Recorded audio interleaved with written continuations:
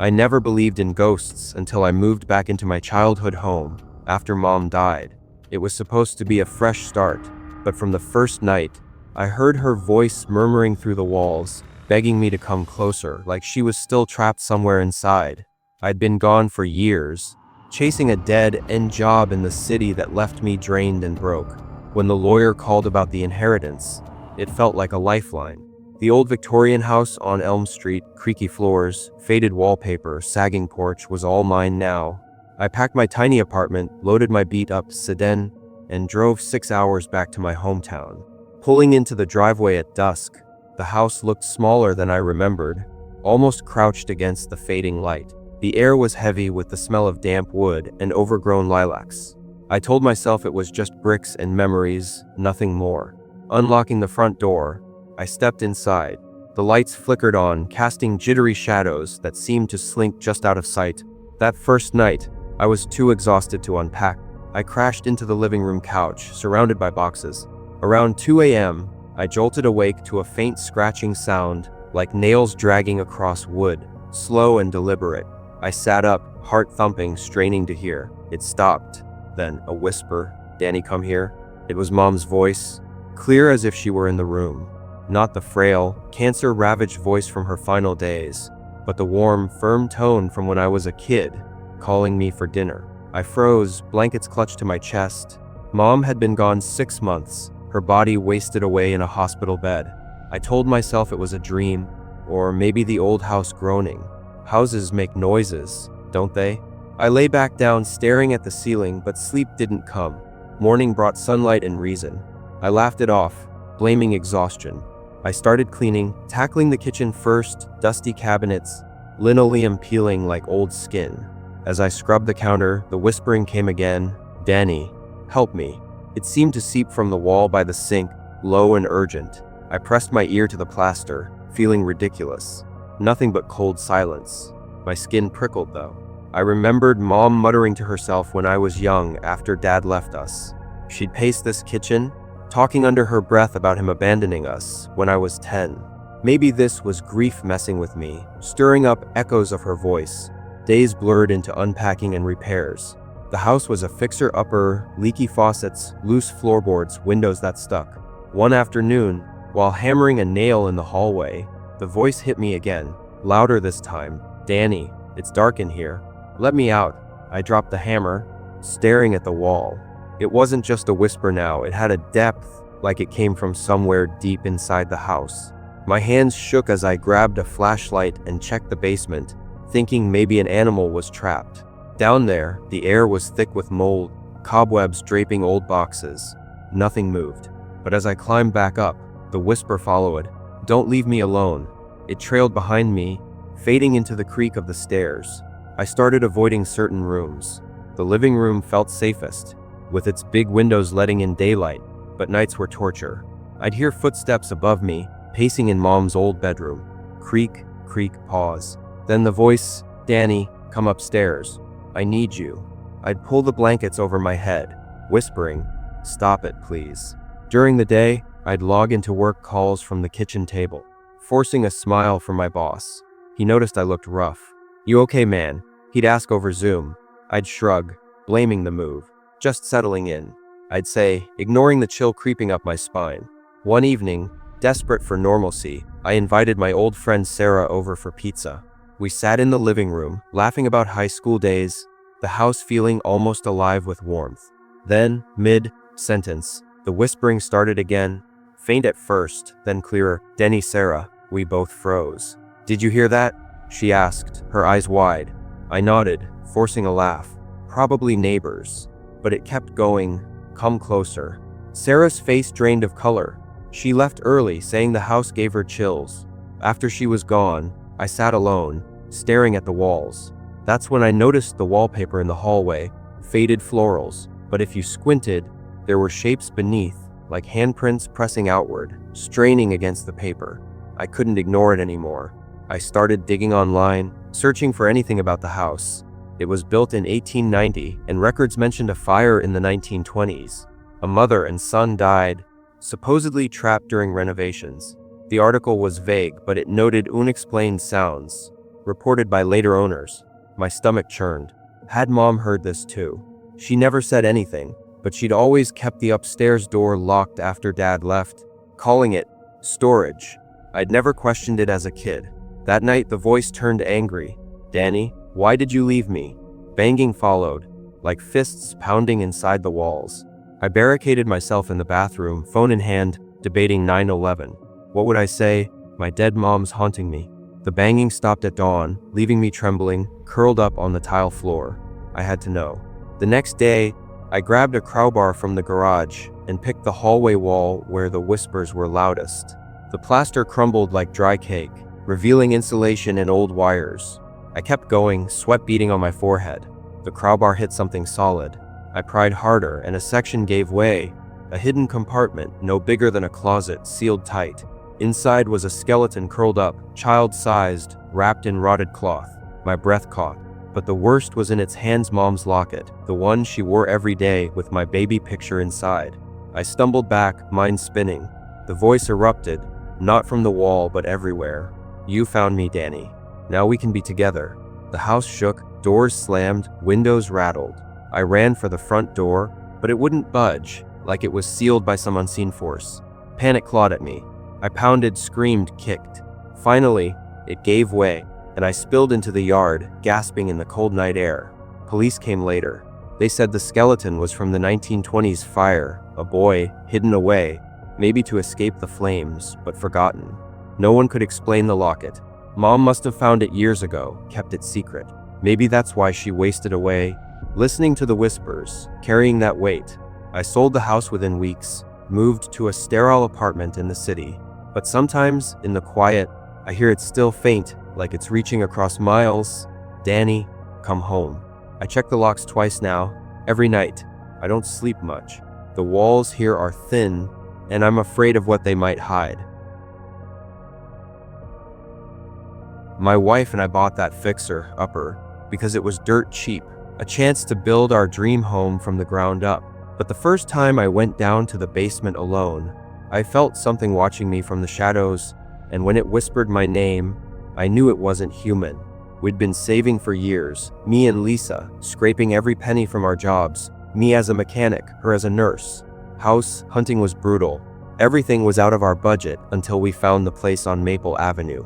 It was a 2-story colonial, faded but sturdy, with a big yard for our twins, Emma and Jack, to play in. The realtor mentioned a minor flood history in the basement, but waved it off as no big deal. We signed the papers, giddy at the price, imagining the life we'd build.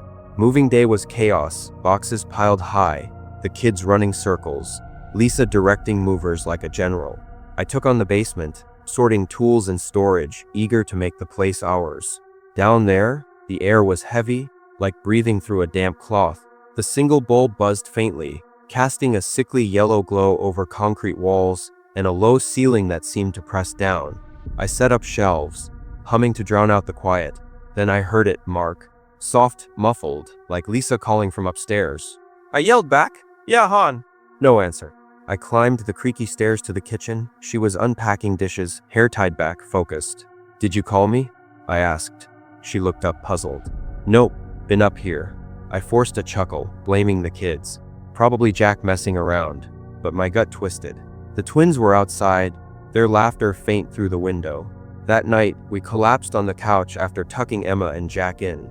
The house groaned, settling into its old bones. Normal, I told myself. Around midnight, I woke to it again, marked down here. Clearer this time, coming from the basement door across the living room. I sat up, heart thudding. Lisa stirred, mumbling, "What?" I whispered, "Nothing," not wanting to scare her.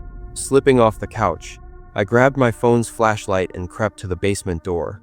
It was cracked open, though I swore I'd closed it. The stairs descended into darkness, the air colder than before. I swept the light around boxes, tools, nothing else.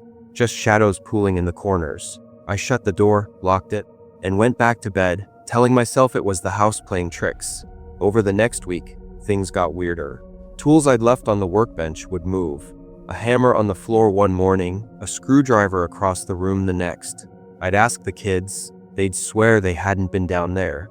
"It's creepy, Daddy," Emma said, hugging her stuffed bear. Lisa noticed I was jumpy. "You're working too hard," she'd say, rubbing my shoulders. I didn't tell her about the whispers. Not yet. I didn't want her thinking I was losing it. But I started avoiding the basement unless I had to grab something quick. And even then, I'd feel it, eyes on me, like someone was standing just out of sight.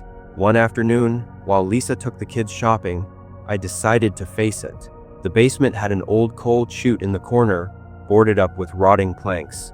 I'd ignored it before, but now it bugged me. I pried the boards loose, splinters catching my gloves. Inside was a crawl space, dirt floor, cobwebs thick as curtains. I shone my flashlight in and froze. Scratches covered the walls, deep and jagged, like someone had clawed at them in a frenzy. My pulse hammered. Then the whisper came, "Closer now, Mark, help." It seemed to rise from the dirt itself. I scrambled back, nearly tripping, and slammed the boards back in place. My hands shook as I drove nails in, sealing it shut. That evening I told Lisa. She frowned, skeptical but worried. "Maybe it's pipes," she said, but her voice wasn't steady.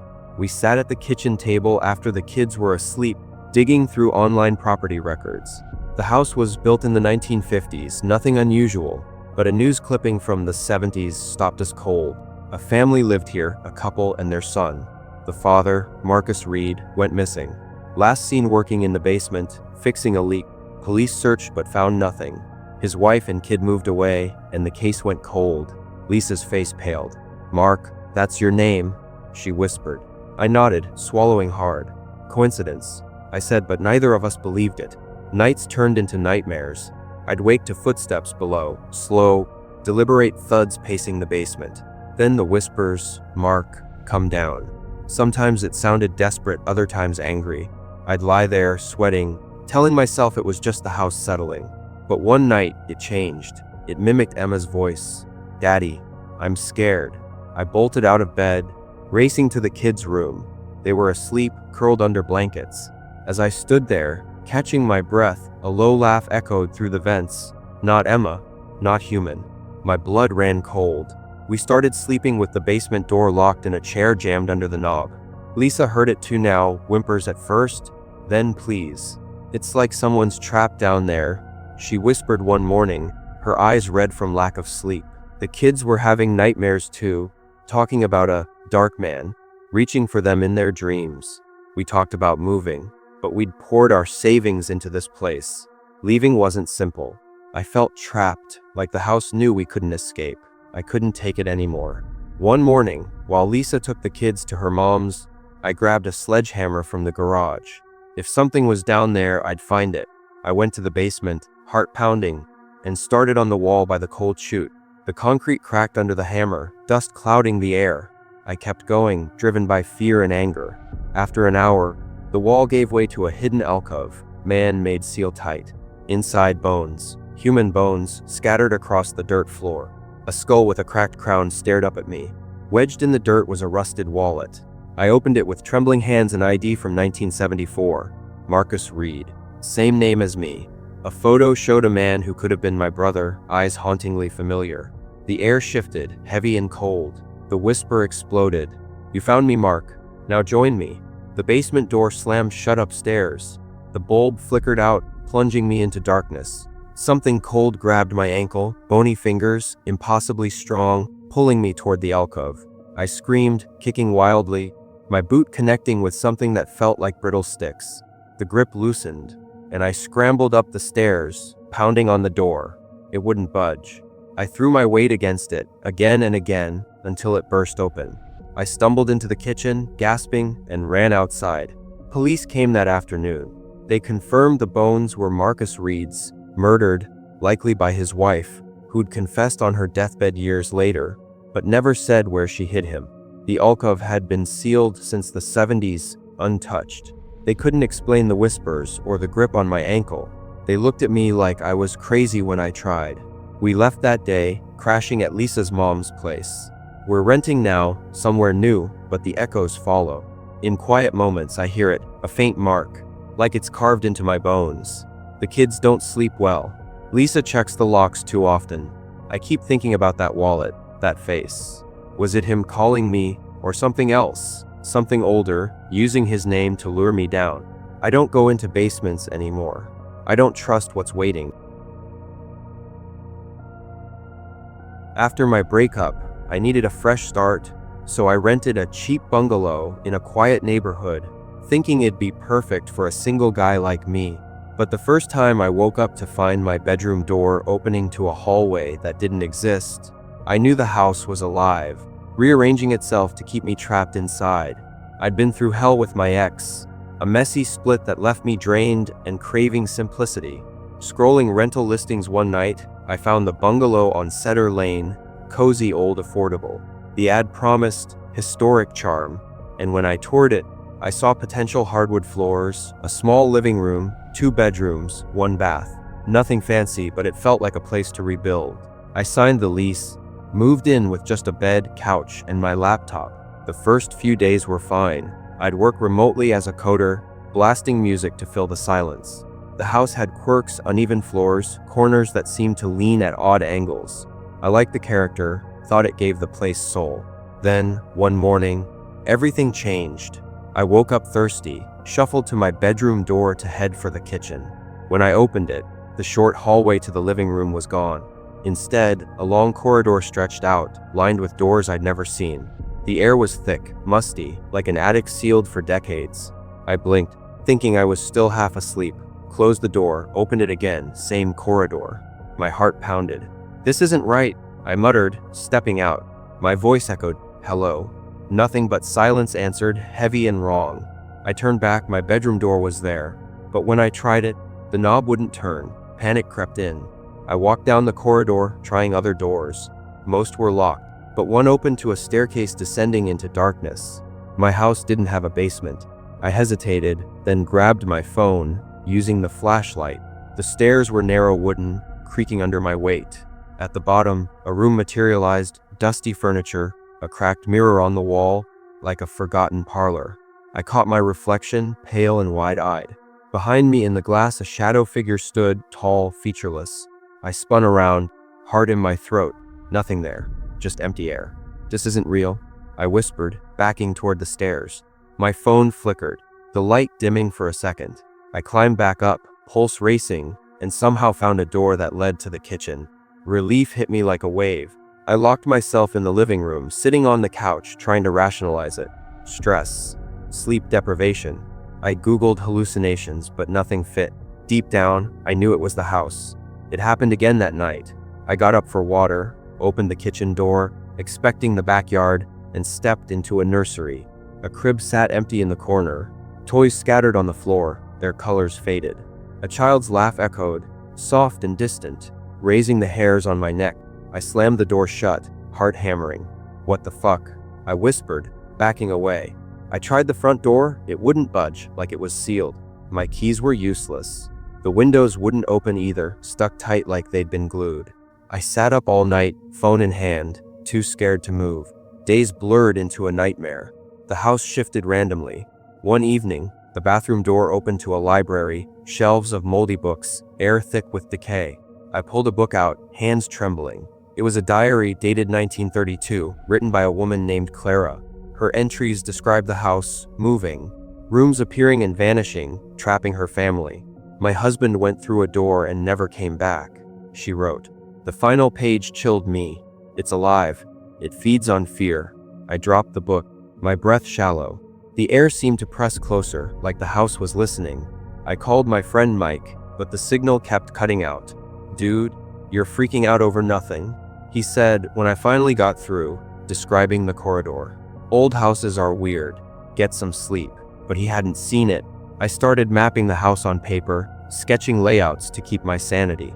But every shift changed everything. Stairs appeared where walls stood, rooms stretched impossibly large, ceilings lowered like they were closing in. And always, that feeling of being watched, like eyes peered from the vents or cracks in the plaster.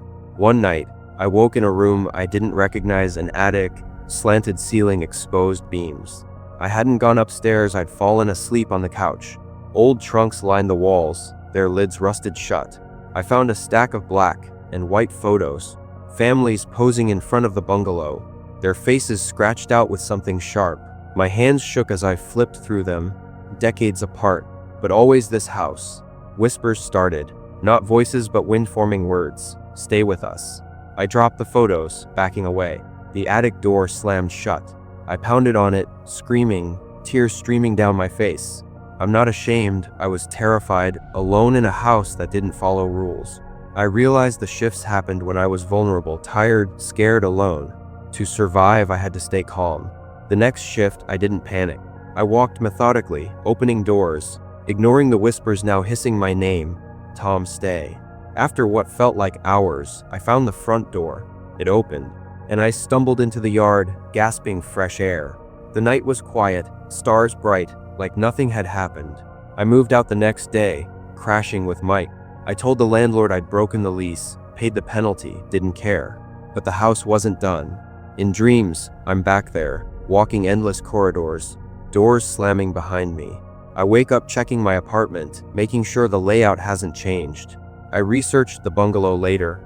Records showed it was built in 1920, with a history of tenants vanishing. A 1930s article mentioned Clara, who'd lived there with her husband and daughter. He disappeared, then her, then the kid. The house was boarded up for years after. Demolished last year, thank God. But I still see it in my mind, shifting, waiting. Sometimes I open a door in my new place and hesitate, afraid of what's on the other side. The worst part. I found one of those photos in my jacket pocket weeks later, me standing in front of the bungalow, my face scratched out. I burned it, but I swear, at night, I hear the house whispering my name, calling me back.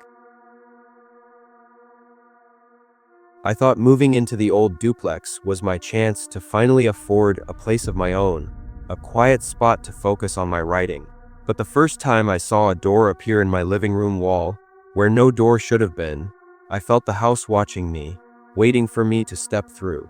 I'd been freelancing for years, barely scraping by, when I found the listing for the duplex on Pine Street. It was a steel, one side of a weathered 2-unit building, with high ceilings, big windows, and a landlord who didn't ask too many questions. I was 29, tired of roommates, ready for solitude.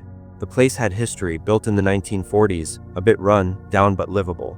I moved in with my desk, a mattress, and a box of books, excited to turn the spare room into an office. The first week was peaceful. I'd write all day, the tap of my keyboard echoing in the quiet. The only odd thing was the neighbor in the other unit, an old man who never spoke, just nodded when I passed him on the shared porch. It started on a Tuesday night. I was up late, working on a deadline, when I noticed the air shift, cooler, heavier, like a storm was coming. I glanced up from my laptop, and there it was, a door in the living room wall, right between the bookshelf and the window.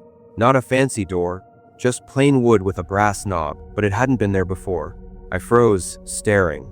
My duplex had 3 doors, front, back, and one to the bedroom. This was new. I got up, heart thudding, and touched the knob. It was cold, almost damp. I opened it. Beyond was a staircase going up, narrow and unlit. My unit was single-story, no second floor, no attic. The other side of that wall was the neighbor's unit.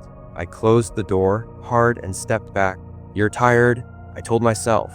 I checked the wall again, solid plaster, no seams, no door. I laughed it off, blaming too much coffee and not enough sleep. But I locked the front and back doors before bed, something I rarely did. Sleep was fitful, my dreams filled with footsteps climbing endless stairs. The next morning, the wall was normal, no door, just faded paint. I chalked it up to a trick of the light, maybe stress. But that evening, while cooking pasta, I heard a creak, like wood settling. I turned, and the door was back, same spot, same brass knob glinting in the lamplight. My stomach dropped. I approached slowly, listening. A faint hum came from beyond, like wind through a tunnel. I didn't open it this time. Instead, I grabbed my phone, took a picture, proof I wasn't crazy. But when I checked the photo, the wall was blank, no door. I stood there, shaking, staring at it in real life, the knob almost daring me to turn it. I started avoiding the living room at night. I'd work in the bedroom, door shut, music on to drown out any sounds. But I'd hear it creaking, sometimes a soft knock, like someone testing the door from the other side. I called my landlord, asked about renovations, hidden rooms. He laughed. "Old houses got character, Claire. No secret passages here." I didn't push it. What would I say? There's a magic door haunting me. Days turned into weeks. The door appeared randomly, always at night, always in the same spot. Sometimes I'd catch it flickering into existence, like it was materializing through fog. I tried ignoring it, but the air would get heavy, the lights dimming slightly, like the house was holding its breath. One night I heard a voice, low, muffled female, "Claire, it's safe. Come up." My name. My skin crawled. I grabbed a knife from the kitchen, feeling stupid but terrified, and stood in front of the door. "Who's there?" I shouted. Silence. Then, a faint giggle like a child playing a game. I backed away, slept with the light on. I started researching the duplex online. It was built in 1943 for factory workers' families. A 1950s newspaper article mentioned a tenant, a woman single who vanished. No trace, no suspects. Neighbors reported hearing odd noises. From her unit, knocks, footsteps on stairs that didn't exist. My heart sank. Was that her voice? I asked the old man next door if he'd ever seen anything weird. He stared at me, eyes cloudy, and muttered, "Don't open doors that don't belong." Then he shuffled inside, locking his door. The knocks grew louder, more insistent. One night, I woke to find the door in my bedroom wall, right by my bed. I screamed, scrambling out of the sheets. The voice came again, clearer, "Claire, we're waiting." Not one voice, multiple overlapping, like a chorus whispering out of sync. I ran to the living room, grabbed my coat, and tried the front door. Locked. My keys were gone. The windows wouldn't budge. The air thickened, pressing on my chest. I turned, and the door was there again, now in the living room, knob turning slowly on its own. I don't know why I did it. Maybe fear broke me, or maybe I needed answers. I opened the door. The staircase stretched up, walls damp and gray, like they'd been underwater. I climbed, phone light shaking in my hand. The air grew colder, the hum louder, vibrating in my bones. At the top was a room, empty except for a single chair, wooden, facing me. On it sat a figure, blurry, like a bad photograph, but female, her face shifting, never settling. "You came," she said, her voice splitting into others, men, women, children. I backed away, but the stairs were gone. Just a wall behind me. "Stay," the voices said, merging into one. The figure stood, reaching out. Her hand, or hands, felt like ice brushing my skin. I screamed, bolting for where the stairs should have been. I pounded the wall, clawing at it. My nails caught something, a seam. I pried, desperate, and the wall gave way, spilling me into my living room. The door was gone. I collapsed, sobbing, checking my arms for marks. Nothing, but my skin felt wrong, like it remembered her touch. I moved out the next day, crashing at a friend's place. I told the landlord I was done. Didn't care about the deposit. He didn't argue. I looked up more records, more disappearances tied to the duplex, all single tenants, all last seen at night. The old man died a week later, heart attack. His family found his journals, ramblings about doors to nowhere, about voices calling him for decades. He'd stayed, too scared to leave, too scared to open them. I'm in a new apartment now, a modern high-rise, all glass and steel. But I don't trust doors anymore. I check walls at night, run my hands over them, looking for seams. Sometimes, in the quiet, I hear a creak, a whisper. "Claire." I keep a hammer by my bed, just in case.